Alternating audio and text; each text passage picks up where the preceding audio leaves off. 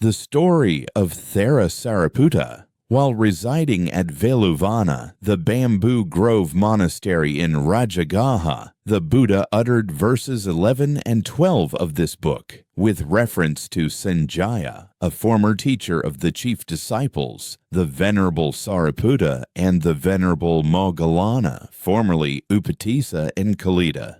Upatissa and Kalita were two youths from Upatissa and Kalita, two villages near Rajagaha. While looking at a show, they realized the insubstantiality of things, and they decided to search for the way to liberation. First, they approached Sanjaya, the wandering ascetic at Rajagaha, but they were not satisfied with his teachings, so they went all over Jambudvipa and came back to their native place.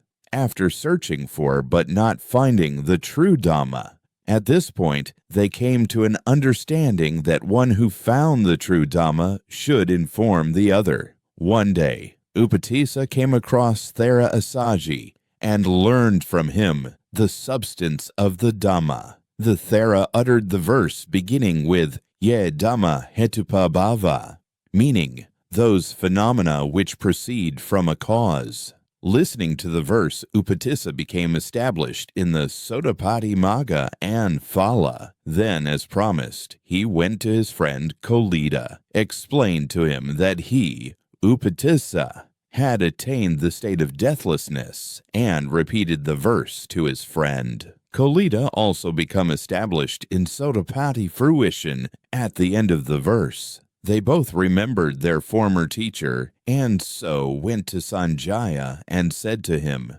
"We have found one who could point out the path to deathlessness. The Buddha has appeared in the world. The Dhamma has appeared. The Sangha has appeared. Come, let us go to the teacher." They had hoped that their former teacher would go along with them to the Buddha, and by listening to the discourses, he too would come to realize Magga and Phala. But Sanjaya refused, so Upatissa and Kalita with 250 followers went to the Buddha at Veluvana. There they were initiated and admitted into the order as bhikkhus. Upatissa as son of Rupasari became known as Thera Sariputta. Kalita as son of Moggali became known as Thera Maha Moggallana. On the seventh day after the initiation, Maha Moggallana attained arahatship. Thera Sariputta achieved the same a fortnight after initiation. On that day, the Buddha made them his two chief disciples, Agasavaka.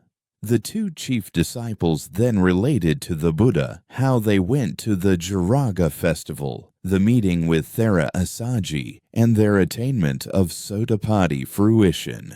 They also told the Buddha about their former teacher, Sanjaya, who refused to accompany them. Sanjaya had said, "Having been a teacher to so many pupils, for me to become his pupil would be like a jar turning into a drinking cup. Besides, only few people are wise, and the majority are foolish. Let the wise go to the wise Gautama, the foolish would still come to me.